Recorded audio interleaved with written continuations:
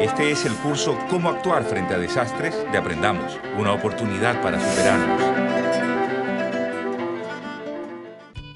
Bienvenidos y bienvenidas a una nueva emisión del programa Aprendamos, una oportunidad para superarnos. El Niño es un fenómeno relacionado con el calentamiento de las aguas superficiales del Océano Pacífico frente a nuestras costas. Este fenómeno modifica el clima en una serie de países, además del Ecuador. El Niño trae lluvias torrenciales, inundaciones, sequías, incendios forestales, pérdidas de cosechas y otros impactos. Técnicamente se lo conoce como ENOS, que significa el Niño Oscilación Sur. ¿De qué se trata? Veamos. El Niño es un fenómeno del océano y la atmósfera que afecta al clima mundial. En algunos países produce lluvias torrenciales e inundaciones y en otros sequías. Los pescadores lo llaman el Niño porque ocurre cerca de Navidad. Las zonas más afectadas son América del Sur, Indonesia y Australia. En épocas normales, los vientos alisios soplan de este a oeste y arrastran las aguas cálidas superficiales desde nuestras costas hasta Indonesia y Australia. En esa orilla, el mar está a 50 centímetros más alto que en la nuestra y la temperatura también es más alta, lo que genera gran humedad y fuertes lluvias en el sudeste asiático. A nosotros, en cambio, nos baña la corriente fría de Humboldt. Hay poca evaporación, las aguas cálidas son superficiales, pero esto permite el ascenso de aguas profundas con nutrientes que alimentan una rica fauna, lo que convierte al Pacífico sudamericano en una zona pesquera privilegiada.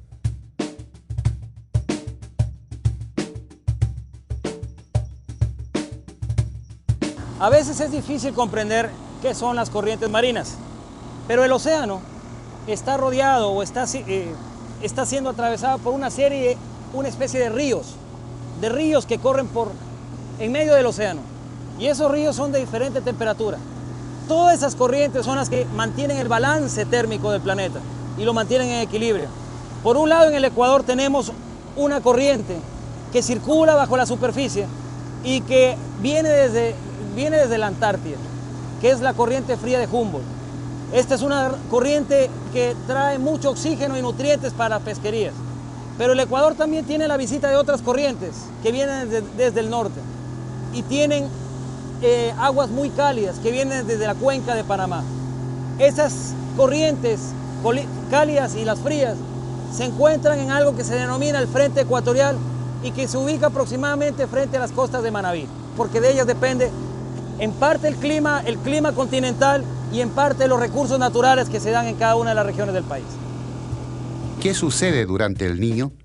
Los vientos alisios se debilitan, no empujan las aguas cálidas superficiales hacia las costas asiáticas y éstas regresan a nuestras costas, formando la contracorriente del Niño.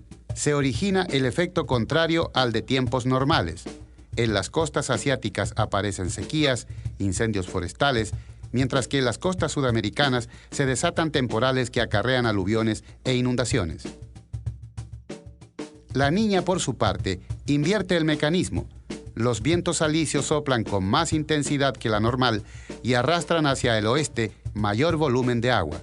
Esto produce lluvias torrenciales en Asia, Australia y África del Sur, mientras que desciende la temperatura sobre las costas americanas y aumenta la sequía. Cuando un evento, el Niño, se produce y es de naturaleza fuerte, altera el clima del planeta y especialmente el de los países que tienen sus costas al Océano Pacífico. El último Niño del 97-98, que fue calificado como un evento del Niño extraordinario, uno de los más fuertes registrados en la historia, ocasionó serios impactos a la economía del país. Además de las alteraciones de la temperatura del mar, el fenómeno del Niño produce un incremento del nivel del mar, de tal forma, especialmente en nuestras costas. En el año 97-98, en los años 97-98, esta alteración llegó inclusive a alcanzar 51 centímetros por encima del nivel normal de las mareas. Eso ocasionó que el mar ingrese mucho más en la zona costera del Ecuador e incluso destruya muchas de las propiedades y de la infraestructura costera. ¿Podemos predecir con cierto grado de certeza cuándo ocurrirá un niño? La predicción del evento del Niño ha mejorado muchísimo. Tenemos la capacidad de saber con 3 o 4 meses de anticipación cuál va a ser la temperatura aproximada del mar, si va a estar por encima de lo normal, si va a estar más cálida de lo normal o si va a estar más fría. Lo que todavía es difícil predecir es cómo esta alteración de la temperatura del océano va a influir en el clima del continente, cómo va a influir en la producción de las lluvias. Todavía no tenemos la certeza para decir que conocemos plenamente los mecanismos de interacción océano-atmósfera asociados al Niño. Y mientras más local es el efecto, más difícil su predicción. La comunidad científica y los tomadores de decisiones de nuestros países, y ahora que estamos hablando de Ecuador, hemos aprendido mucho a tomar con mucha precaución las predicciones globales. Cuando se hace un análisis de lo que puede hacer un evento El Niño en el país, se toma en cuenta mucha información. Información global, información regional, información de las estaciones oceanográficas que maneja el Instituto Oceanográfico de la Armada alrededor de la costa, los mareógrafos y una serie de informaciones adicionales que nos permiten decir en su conjunto, dar un diagnóstico de lo que puede ocurrir. Aunque falta mucho todavía por mejorar en la predicción exacta, que nunca se va a lograr, porque es la naturaleza la que tratamos de representar, es importante que los usuarios, que la gente que tiene actividades que pueden ser impactadas por el fenómeno del Niño, siempre sepan dónde están esas fuentes de información. Siempre sepan que hay un Instituto Oceanográfico de la Armada, un Instituto Nacional de Meteorología y Hidrología, que son las entidades nacionales que de alguna manera agrupan toda esta información para proporcionarla al público.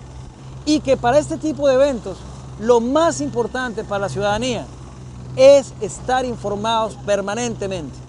Cuando se habla de una predicción climática, cuando se habla de una predicción en el océano, no podemos conformarnos con tomar acceso a la información una sola vez, sino que tenemos que estar permanentemente visitando esas páginas web,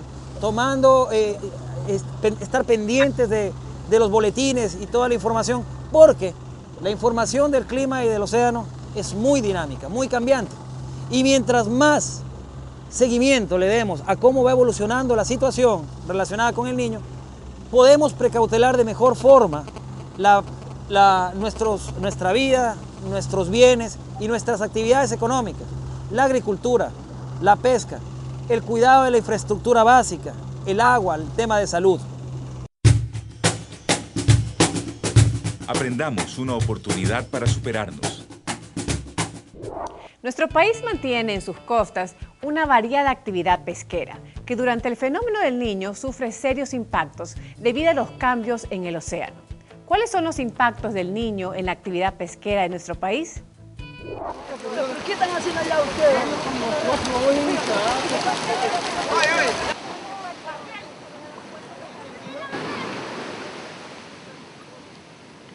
Por ejemplo, en un Niño, las especies que vienen con masas de agua frías se van a alejar, tipo atunes o pinchagua, chubeco.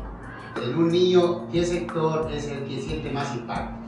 Bien, entonces en el fenómeno Niño, los sectores que más se afectan son la sardina, la macarela, ¿no es cierto?, que son especies de agua fría, y cuando entran las aguas cálidas, estas especies migran hacia el sur, ¿no es cierto?, o se profundizan, dependiendo del caso, y la flota ya no puede capturar porque sus redes ya no la alcanzan. Estos recursos son destinados especialmente para lo que es la conserva y para la harina de pescado. Lo primero es que el Instituto Nacional de Pesca lo que hace es la investigación con respecto a los recursos y al lugar donde se desarrollan, o en otras palabras, al hábitat. Nosotros lo que hacemos es recomendamos o sugerimos ciertas medidas que se pueden tomar para proteger al recurso y por ende proteger también a los pescadores, porque de esto viven. Entonces una de las medidas o una de las sugerencias que podría estar haciendo o que hace el Instituto Nacional de Pesca hacia los pescadores y hacia la comunidad en sí es que respetemos todas aquellas medidas que se establezcan. Por ejemplo, caso las vedas. Las vedas es el detener un periodo de tiempo una pesquería, es decir, no pescar durante un periodo de tiempo, para que el recurso tenga la opción de recuperarse. Hay una medida que es, por ejemplo, no capturemos organismos que están fuera de una talla que se calcula, así caso cangrejo, caso concha, que tienen una medida que uno dice, a partir de esta medida en adelante podemos capturarlo porque el animal tiene opción a reproducirse. Otra de las medidas que también debemos respetar es, por ejemplo, el uso de los artes de pesca. O sea, los artes de pesca tienen ciertas características y dimensiones que permiten al recurso escapar, digamos así, cuando son organismos que pueden escapar para poderse reproducir, o también son artes que permiten obtener recursos a un tamaño comercial que les va a ser más rentable al pescador. Entonces esas son las medidas que nosotros como instituto y como todos los que estamos relacionados con el medio de la pesca o de buscamos que se logre, porque al final y al cabo el que se está beneficiando es todo el país, o sea, es la comunidad, son los pescadores, es el mismo los consumidores que somos nosotros, al final todos somos consumidores. Aprendamos, una oportunidad para superarnos. Producto de comportamientos climáticos son los aguajes y oleajes que son más intensos y frecuentes durante el niño. Explicaremos a continuación en qué consisten y qué precauciones debemos tomar frente a ellos. Aprendamos. Aguajes y oleajes. Empezaremos por definir dos fenómenos de origen diferente y que se suelen confundir. Hablamos de los aguajes y oleajes. Las subidas fuertes de mareas que ocurren cada 14 días durante las fases de luna llena y luna nueva son conocidas como aguajes, mientras que los oleajes son eventos no periódicos producto de la acción de vientos lejanos o locales sobre la superficie del mar. Esta gran energía se desplaza hasta la zona costera, causando un movimiento continuo y fuerte de las olas que muchas veces genera destrucción. Es muy importante para su seguridad que sepa lo siguiente. Los oleajes fuertes suelen producir corrientes de resaca.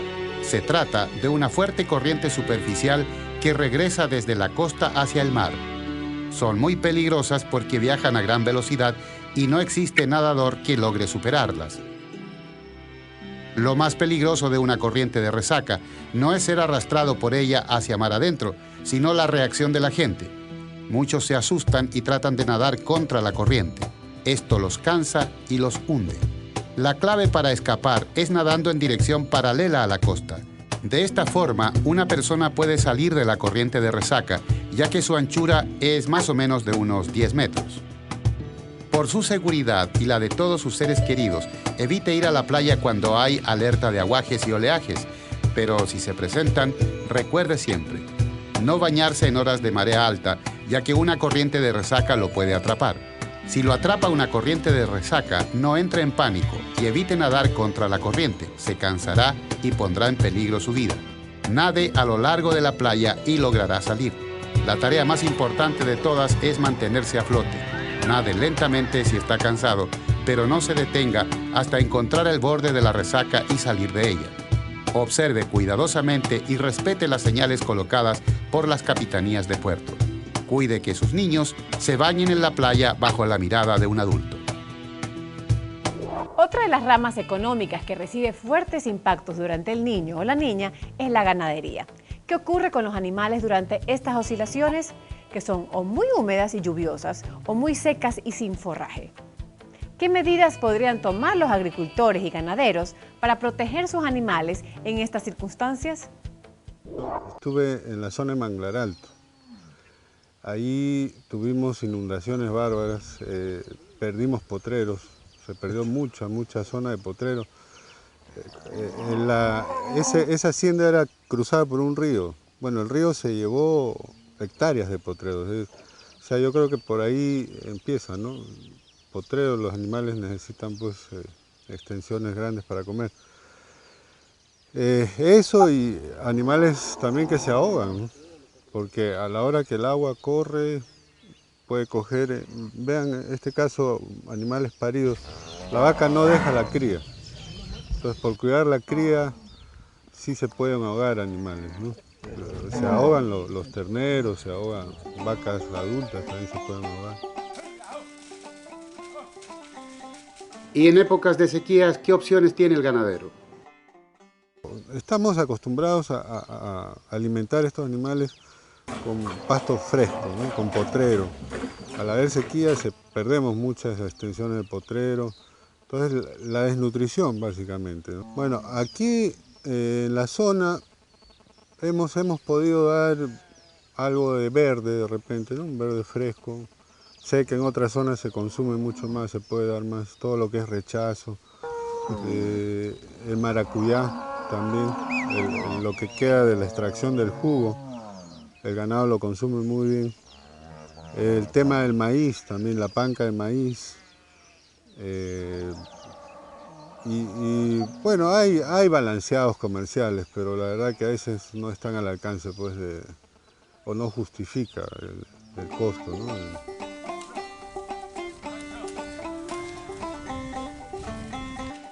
En cuanto al fenómeno del Niño, cuando hablamos de lluvias intensas, ¿no? Es muy importante no bloquear o mover tierra bloqueando los desfogues naturales, los surcos naturales de desfogue de agua. Eso yo sí he podido ver en algunas haciendas que se apresuran en hacer sin un estudio previo y tapan los desfogues naturales, y eso es terrible, porque a la hora que comienza a llover, el agua no corre y busca por dónde y hace un daño tremendo, ya sea la plantación o alguna edificación que haya en la... Y la capa vegetal. Exacto, y barre la capa vegetal y es terrible, es terrible. Eso es una medida que siempre hay que tener en cuenta, no modificar el tema de drenaje natural. Eso es muy, muy importante. Nosotros, pues, para utilizar la mayor extensión de tierra en agricultura, sobre todo en agricultura de temporada de lluvias y todo, desbrozamos montaña, pero respetando todo lo que es árbol, ¿no? La mayoría de árbol, o palo grande, como le llamamos en el campo, eso lo dejamos, limpiamos la base y queda, porque es una manera de prevenir la erosión del piso y ayudar al clima, ¿no? Están viendo el curso Cómo actuar frente a desastres de Aprendamos. Para aclarar sus dudas sobre los temas tratados en este curso, usted puede llamar al centro tutorial al teléfono que aparece en pantalla, asistir a tutorías presenciales, cuyas fechas y lugares puede consultar en el CAMI de su sector, o hacer preguntas por internet a la dirección electrónica que está en pantalla. Aprendamos, una oportunidad para superarnos.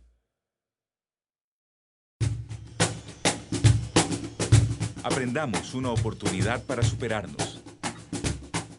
Como ya lo explicamos durante el Niño, las lluvias aumentan causando inundaciones, deslizamientos y deslaves, que dejan a familias sin hogar y en ocasiones cobran vidas. ¿Qué son los deslizamientos y deslaves y cómo prevenir sus impactos? Se produce un deslave cuando una gran masa de tierra y rocas se desprende desde una ladera, de forma lenta o rápida. Puede causar gran destrucción a su paso e incluso cobrar vidas. Nuestro país ha tenido deslaves en toda la extensión de su territorio, ya que tenemos una geografía montañosa.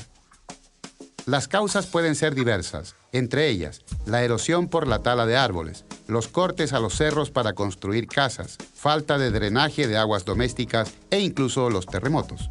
Pero la razón más frecuente son las lluvias, especialmente durante el fenómeno del Niño. Cuando el suelo recibe gran cantidad de agua, la tierra se va ablandando y se desprende, en forma de lodo, cayendo por acción de la gravedad y arrastrando todo lo que se encuentra a su paso. Si llega a existir peligro de deslave donde usted vive, evacúe rápidamente hasta un lugar seguro, llevando consigo la maleta de emergencia que ya vimos en programas anteriores. Lo más práctico es prevenir, La naturaleza nos da algunas señales previas a un deslave y tenemos que prestarle mucha atención, especialmente si vemos que hay grietas en las rocas y en el suelo, paredes cuarteadas, muros, postes, árboles u otros elementos que se han caído o están fuera de su ubicación inicial, muros de contención deformes. Si vive en una ladera, es muy importante que siembre árboles de raíces profundas. Estas protegerán su casa. Por eso es mejor que no compre solares o viviendas en terrenos inestables. Podría peligrar su vida. Prefiera siempre los planes habitacionales que le entregan una casa segura y legal.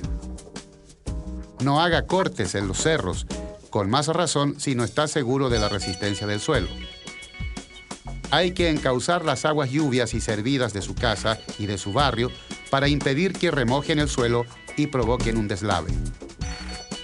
Podemos evitar los deslizamientos y prevenir una tragedia. Aprendamos, una oportunidad para superarnos. Conocer nuestra vivienda, conocer nuestro barrio, el recinto donde vivimos, conocer los riesgos que nos acechan y los recursos que tenemos para protegernos es de vital importancia. Hacer un mapa de riesgos de nuestra comunidad y tener un plan familiar de emergencia son herramientas muy útiles durante un evento como el Niño. ¿Cómo podemos adelantarnos a los golpes de una inundación, un terremoto o un gran incendio en nuestra casa, en nuestro barrio o comunidad, por ejemplo? Una de las formas prácticas de saber qué amenazas tenemos y con qué recursos contamos para alejarlas y protegernos es haciendo un mapa de riesgos en nuestra comunidad. Buenas tardes, señora. Buenas tardes. ¿Cómo es su nombre? Estela. El jefe del hogar. Nelson. Nelson Arriaga. Arriaga. Esta es la parte más alta aquí de Banco de Jaboncillo, señora. Sí. Esto en invierno, esto no se inunda. No. Esto no es la única parte de la seguridad que tiene Banco de Jaboncillo. Es esta solamente, es esta parte. No se inunda en la época invernal. El mapa muestra los lugares peligrosos, los lugares seguros donde podríamos refugiarnos en caso de necesidad. En este mapa se ubican los edificios importantes: escuela, hospital, bomberos, policía, municipio y otros. Se identifican los lugares que podrían ser más afectados por inundaciones, incendios, terremotos o derrumbes. En fin, para hacer este mapa, los vecinos deben reunir toda la información que les permita ejecutar acciones para prevenir y reducir los golpes de un desastre. Estuvimos en el recinto Banco de Jaboncillo de Adentro, a orillas del río Vinces, donde la comunidad ha hecho su mapa de riesgos. La principal amenaza a esta comunidad son las inundaciones. Inicialmente recogieron información sobre el recinto, quiénes eran y cuántos eran sus moradores, qué sectores eran más inundables, cuáles eran más secos. Todo esto fue analizado en la escuela del lugar y fue apareciendo un mapa dibujado en la pizarra. Ya hemos hecho nuestro mapita a mano alzada. Hemos dibujado las casitas, el río, el camino, pero ahora tenemos que verificar si lo que hemos hecho está correcto, porque podría ser que hayamos tomado algún dato mal. Entonces, ¿cuántas casas te salieron en total? Bueno, aquí, de acuerdo a la hoja del censo que tenemos 59. De esas, ¿cuántos edificios no son casas? La escuela. Solo la escuela. Así entonces decimos que aquí en Banco Jaboncillo de Renta adentro tenemos como recurso 58 viviendas de caña, de madera y un recurso, edificio público en este caso, la escuela. Bueno, en este invierno nos inundamos totalmente. El agua llegó hasta el límite de la escalera. Hasta ahí todo para salir hasta, por ejemplo, en la parte de atrás de la casa sí quedó un pedazo de tierra que por ahí podemos caminar, pero, por ejemplo, para salir hasta allá teníamos que salir con agua hasta la rodilla. Este es el río. Ya, por ejemplo, cuando, un invierno hondo, por ejemplo, no tenemos, el agua se nos viene por donde sea, comprende, se nos desborda el río. Entonces, ¿qué pasa? Que de una vez que se nos desborda el río, nos llega el agua al pescuezo aquí, comprende. Y entonces, por eso que estamos bien aquí con esta brigada que ha venido pueda que nos dé una manito para estar sobre aviso. A través de este mapa, compañeros, sabemos ya cuántas casas hay, por ejemplo. En el caso de que haya una inundación, ¿a dónde acudir? En este caso sería, pues ya tenemos identificado que es la loma donde se encuentra la casa de la compañera Quiñones. Básicamente, pues, yo en realidad los felicito a todos ustedes por haber hecho, haber dado tiempo a la elaboración de este mapa y también, pues, verse dado el tiempo por habernos ayudado a nutrirlo, a fortalecerlo y a socializarlo.